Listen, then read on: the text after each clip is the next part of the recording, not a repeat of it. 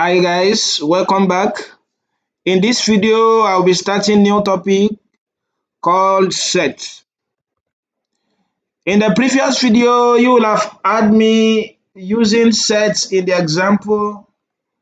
For example, when I was explaining sequence and series, I gave you a set of natural number as an example of what? As an example of a sequence. Because we don't forget, sequence is an arrangement of number that follows a certain order. You understand now? So when we now say sets, for example, if I have a set of natural number like this, you can see it's a sequence. Then we can say it's a set. Why is it a set? When you have a collection of an object, so maybe a numbers, your object can be anything, maybe people, cars, numbers.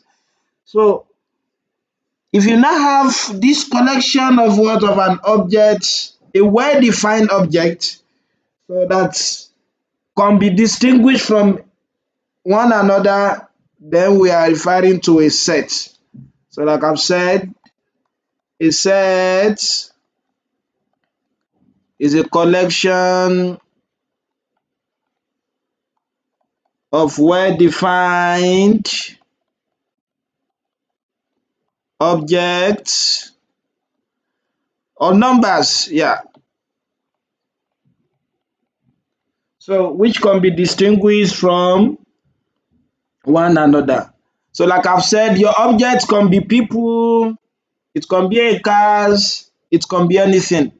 For example, we can say, example, set of lecturer in the Department of Mathematics. It is a set. So because the collection of what? Of people. So you can say the set of fruits.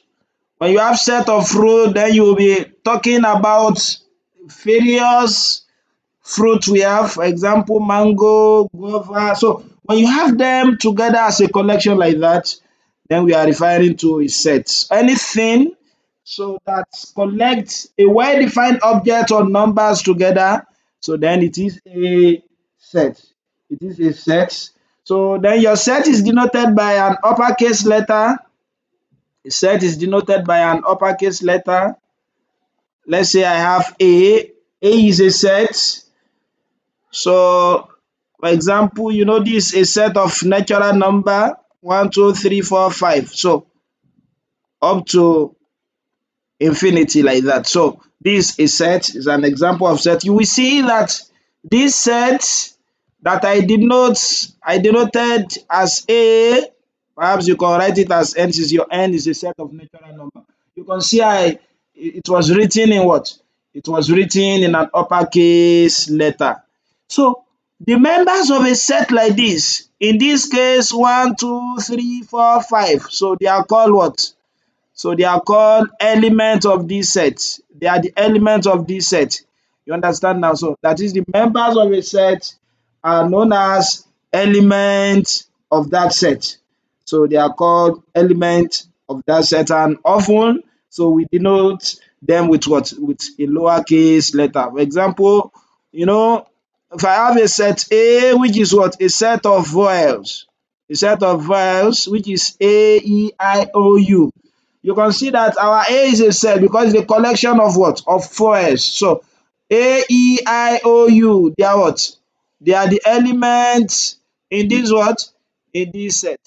They are the elements in this set because they are the member of that set. They are the member of that set. So if that is cleared, so a set is enclosed within braces. You will see that when I wrote my A, which is a set of, vowels, A, E, I, O, U, you can see that immediately I finished writing them, I enclose them within braces. So this is what we call braces. So this is a brace and this another what? Another brace. So you have to be careful.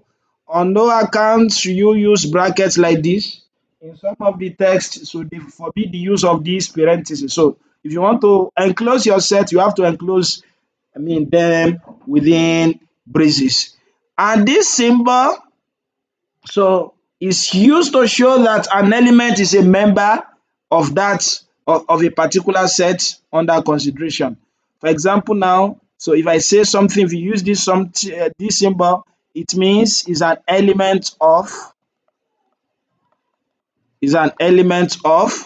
So based on that, I can say that A, if I write A like this, so then what that means is what?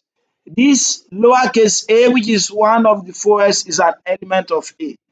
But when you want to say something is not an element, for example, let me ask you, is B an element of this set A? So you will see that B is not an element. So if you now want to write it mathematically, so then you write this. So if you cross an element of or a member of, if you cross that symbol, then that means what? It is not it is not an element. So it is not an element. So if that is cleared, there are several ways you can denote your sets. So there's several ways set are denoted or how you can describe a set. Description of a set. So description of a set. Number one, you can describe set in tabular form. You can describe set in tabular form. What do I mean by tabular form? A set may be defined by listing all its elements or members within braces. Like I've used, in the example before, don't forget this, your braces. So one of the way you can describe set is to just list all the members in the brace within braces. So your A is this, so which is the collection of files. So that is AEIOU. So if you do something, if you write it in this way, then you've described it in a tabular form. Another example is when you say set of even number between 1 and 10. You can see set of even number. Even numbers are those numbers that are divisible by 2. So that is 2, 4, 6, 8, 10. So you can see we enclose them within braces. When you have something of this nature, such that the description is in form of table, in form of braces, then we call it a tabular form of describing a set. Another way you can describe a set is, so you can use word to describe a set. For example, when I have D, that is days in the week. That is D is a set of what? The days in the week. So in other words, you can see that my element here are represented in terms of word. So in essence, you can write this again in tabular form. So which is going to be what? Sunday, Monday, Tuesday. You understand now? Up to which? Up to Saturday. So up to Saturday. That's one of the ways you can actually describe your set. So another way you can describe set is you can describe it algebraically. So you can describe it algebraically. So which is also known as a set builder notation. So set builder notation. So that's one of the way you can describe that. For example, if I want to talk about a set S, so which is number that ranges between -2 and 2. You understand now? Then I can say something of this nature. That is, B is a set S such that your S is what? S is greater than -2 less or equals to 2. You know, if you want to write this, you can read it in this way. That is, your B is a set S. B is a set S such that, don't say -2 less than X. So it is just only novice in mathematics that will say that. Just say your S such that S is greater than 2, greater than -2 and less than what? Less than or equal to ish or equal to 2. So in that sense, it means if you want to list this set now, it was written, it was described algebraically. So, but if you want to write it in a conventional way, so then your S is going to be what? What are the values of X now? You know, we have it such that if S is greater than -2, then S cannot be -2. Then I'm going to have -1, 0, 1, 2. So that's one of the ways, set is described. So another way set is being we can describe sets is using a Venn diagram. So it's using a Venn diagram. So, and using a Venn diagram, it means you denote your set with what? With a circle. So I'm coming, let me draw it very well. That is, you denote your set with circle. So then you can say this is what? This is set A. So when I reach the type of set, I'm going to talk about the universe set. So when you have your universe set, then your universe set is described as what? With a rectangle. So it is described with a rectangle. In essence, you can have more than a set. If you have more than a set, maybe I have another set B here.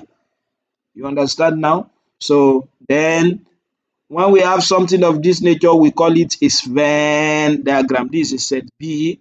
So for example, now if I now have my A to be 1, 2, 3, 4. You understand now? Then you have something of this nature, 3, 4. You understand now? So maybe you have your B also to be 3, 5.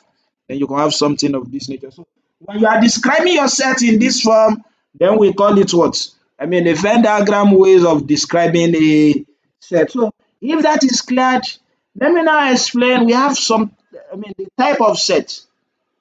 So types of sets. We have different types of sets based on how they are described. So based on how they are being described. So the first type I'm going to describe here is known as a finite set. So finite set. When we say something is finite, as the name implies, what is finite? So that is a set in which all elements are listed. A set which what? All elements are listed. For example, when you have a set D, like I've used in the previous example, which is days of the week, you can see that all the elements are listed. In essence, if you want to describe your D in tabular form, then your D is going to start from what? From Sunday, Monday, Tuesday, up to which? Thursday, Friday, Saturday. So, okay, sorry, I forgot Wednesday. So when you have something of this nature, this type of set is known as finite set. That is when all the elements could be listed. That is, if the elements are finite, when you say something is finite, that is they are counted. In essence, if I want to know the number of elements in this set, then it is trivial. The number of elements in this set is H, they are 7. You understand now? You say factors of 9. When you have your A to be factors of 9, then you can see all the elements here can be listed. So then the factors of 9, that is number that can go in like that, can define 9 exactly. So these are 1, 3, 9. You can see they are listed. They are just 3 of them. So when you have this type of set, then we have what we call a what? Finite set. Another type of set I'm going to describe in this video is what? An infinite set. When we say an infinite set is a set that are not finite. That is when all the members in that set cannot be listed.